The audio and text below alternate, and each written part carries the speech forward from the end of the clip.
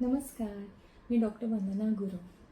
PCOD म्हणजेच polycystic ovarian disease किंवा त्यालाच आपण पॉलिसिस्टिक ओव्हेरियन सिंड्रोम असेही म्हणतो. तर यामध्ये अंडाशयामध्ये सिस्ट तयार होतात आणि सिस्ट झाल्यामुळं फॉलिकल्स तर तयार होतात, पण त्यातलं एकही फॉलिकल मॅच्युअर होत नाही आणि त्यामुळं मासिक पाळी खूप उशिरा येते किंवा रक्तस्राव खूप कमी होतो, वजन वाढतं. तर PCODची ट्रीटमेंट घेणाऱ्या अनेक रुग्णांना असा प्रश्न असतो की PCOD कमी व्हायला नेमकं किती दिवस जातात. तर आज आपण याच विषयावर चर्चा करणार आहोत. PCOD हा फक्त सिस्टचा प्रश्न नसून हार्मोनल इम्बॅलन्स, इन्सुलिन रेजिस्टन्स, तुमच्या आयुष्यात असणारे काही ताणतणाव, तुमचं जे वजन वाढते ते, तुमची जीवनशैली, अशा अनेक घटकांशी हे संबंधित असतं.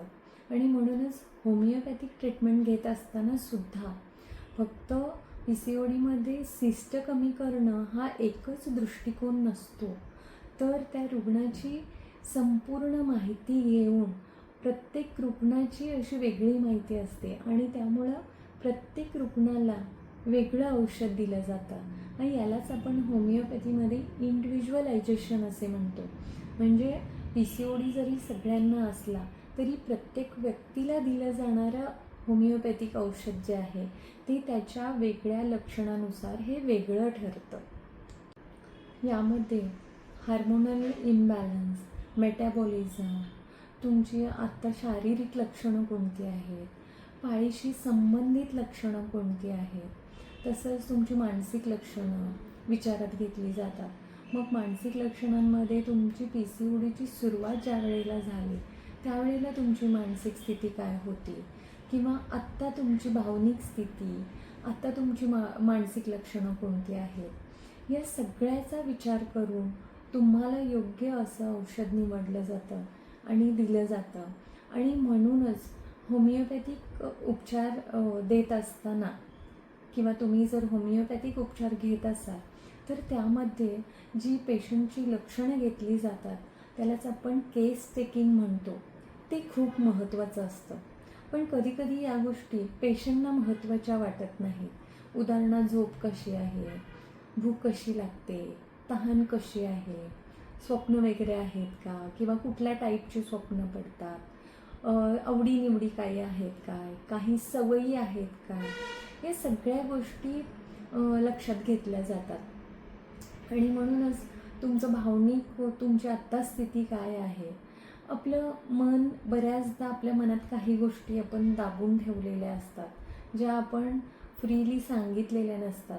तर कधीकधी आपलं शरीर आपण न बोललेल्या गोष्टी लक्षणांच्या रूपानं दाखवून देत असतं आणि म्हणूनच हे सगळ्या गोष्टी पाहूनच मग होमिओपॅथिक उपचार दिला जातो.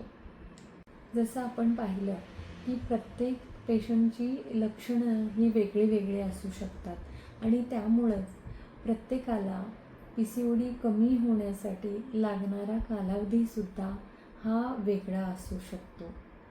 हा कालावधी कधीकधी 3 महिने ते 6 महिनेही असू शकतो, काहींना हा 6 महिने ते 12 महिनेही असू शकतो आणि काहींना हा त्यापेक्षाही जास्त असू शकतो. त्यामुळे PCODची काही अशी तुम्हाला लक्षणं दिसत असतील तर जितके लवकर तुम्ही त्याचं निदान कराल आणि त्यावर उपचार घ्याल तितक्या लवकर तुम्हाला त्याच्यातून बाहेर पडता येईल. त्यामुळं असं काही वाटत असेल तुम्ही लवकरात लवकर त्याचं निदान करा, त्याच्यावर उपचार घ्या. हे अगदी कमी वेळेतसुद्धा कमी होण्यासारखा हा डिसऑर्डर आहे. त्यामुळं याबद्दल काळजी करण्यासारखं असं काही नाही.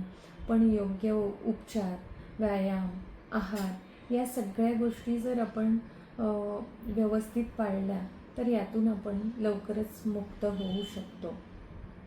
हा व्हिडिओ जर तुम्हाला युजफुल वाटला तर लाईक करा, शेअर करा. मस्त रहा आणि हेल्दी रहा.